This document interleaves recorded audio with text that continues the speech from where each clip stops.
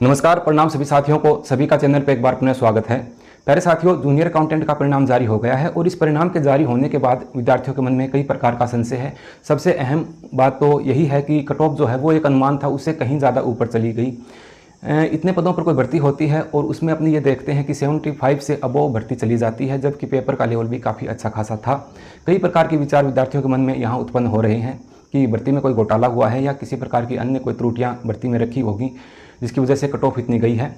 बाकी ये चीज़ें महज कहने की हैं, ये चीज़ें तो बाद में कोई चीज़ पकड़ में आती है तब इस बातों पर गौर किया जाएगा। क्या कारण हो सकता है कि इतनी ज़्यादा कट ऑफ गई है? कई विद्यार्थियों का ये भी मानना है कि सर हमारे कट ऑफ से ऊपर अंक बन रहे थे, फिर भी हमारा रोल नंबर कहीं पर भी शो नहीं हो रहा है। कई बच्चे ऐसे भी हैं जिनके रोल नंबर 2 बार शो हो रहे हैं। वो कह रहे हैं कि सर हमारा 2 जगह यहाँ पर रिजल्ट जो है वो 2 बार रोल नंबर कैसे हमारे यहाँ पर दिखाए गए हैं। तो इन सभी बातों पर बात करेंगे। कुछ और बातें भी हैं वो मैं आप लोगों को इस सेशन में बताना चाहूँगा।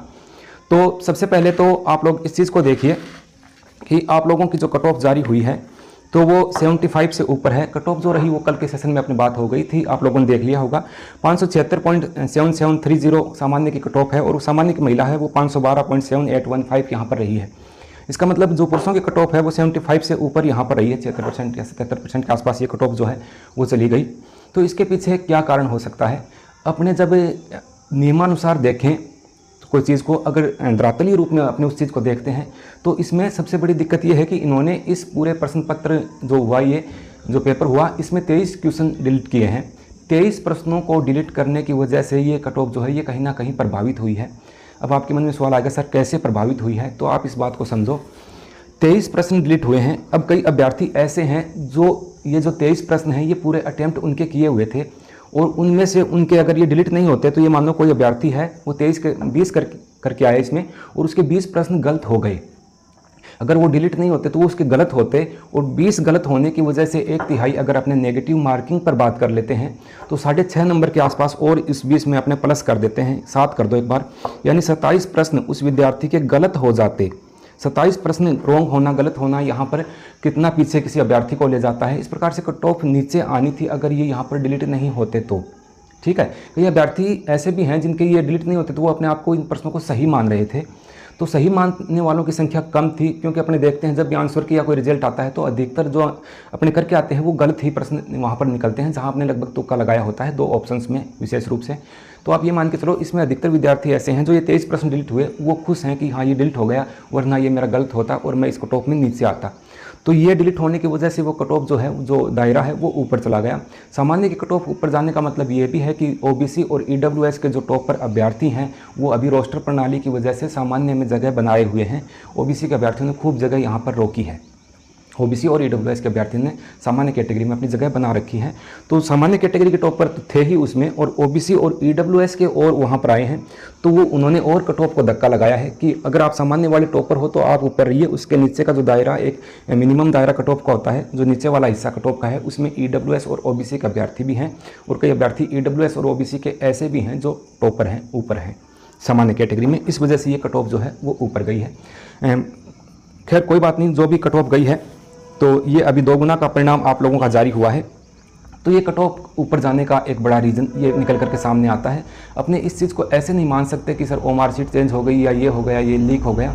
पूरी सावधानियां पेपर में बरती गई हैं, क्योंकि पेपर लीक होता तो उसी समय कुछ ना कुछ बात निकल करके सामने आती। फिर भी कुछ हुआ होगा तो वो कोई अगर कोई टीम के द्वारा किसी चीज़ की पुष्टि की जाएगी उसके बाद में अपने इसके बारे में कह सकते हैं। अब एक चीज़ को और देखिए, आज के इस सेशन में मैं आप लोगों को ये भी बताऊंगा कि आपकी जो अभी 2 गुना की कट ऑफ है तो ये फाइनल कट ऑफ कितनी बढ़ सकती है।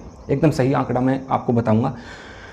अब पहले आप इस चीज़ को देखिए कि टीएसपी के कुछ अभ्यर्थी ऐसे हैं, जैसे विशेष कैटेगरी के अभ्यर्थी। ये बात मैं पहले आपको बता चुका था कि जो विशेष कैटेगरी के अभ्यर्थी हैं वो यहाँ पर मिनिमम जो क्राइटेरिया है उसको पार नहीं कर पाएंगे, जो वेरियल है, और वही हुआ। विडो डाइवर्स और जो एक्स सर्विसमैन भाई हैं वो एनए उनके आगे लिखा हुआ है, नॉट एलिजिबल, यहाँ पर वो हुए हैं।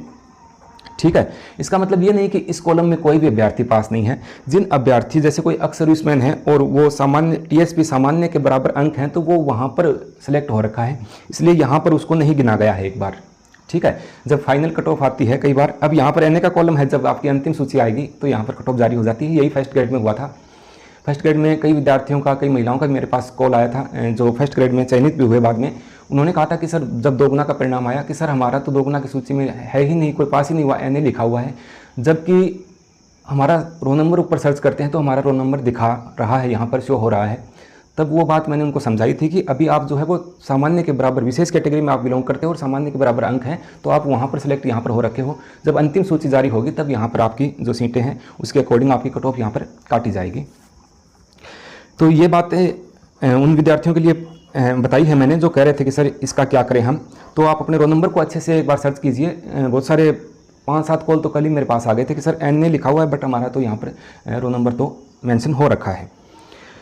अब कई विद्यार्थियों का मानना ये है कि मैं कट ऑफ के बारे में भी बात करूँगा, पहले कुछ ज़रूरी चीज़ें आप लोगों को बता देता हूँ, फिर पहले कट ऑफ की बात कर लेते हैं। एक बार कुछ चीज़ें मैं बताना चाह रहा था आपको, पहले मैं कट ऑफ आपको बता देता हूँ।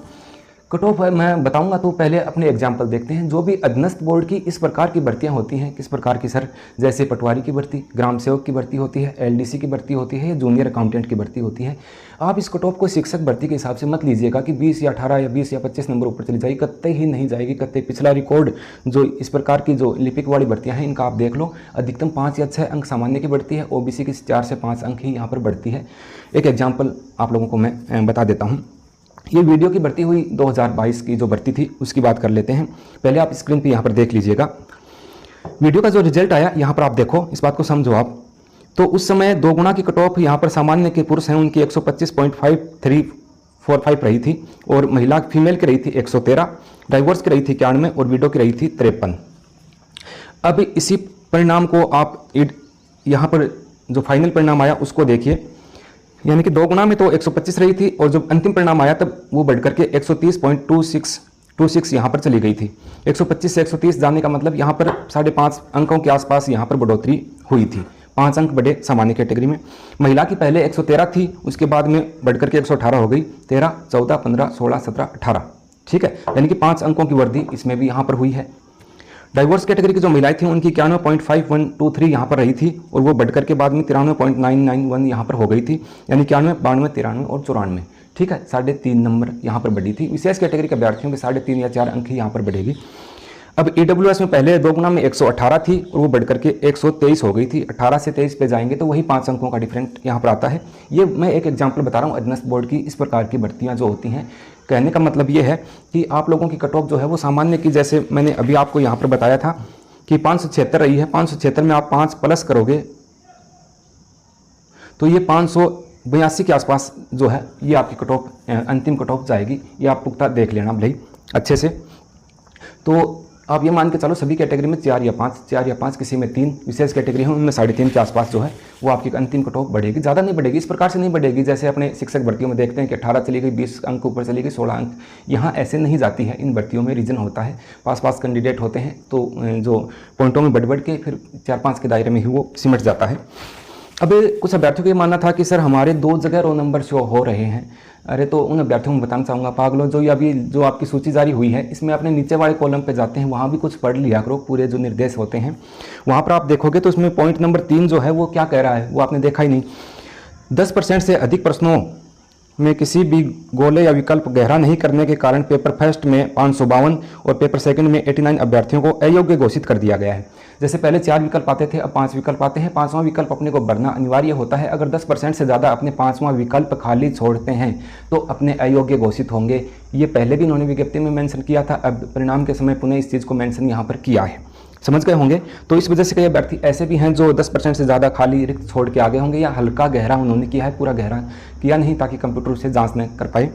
तो इस प्रकार से कहीं आप लोग इसके शिकार हो गए होंगे। 582 ऐसे कैंडिडेट हैं जो अयोग्य घोषित हो गए हैं और 89 ऐसे कैंडिडेट भी हैं जो सेकंड पेपर में अयोग्य हुए हैं।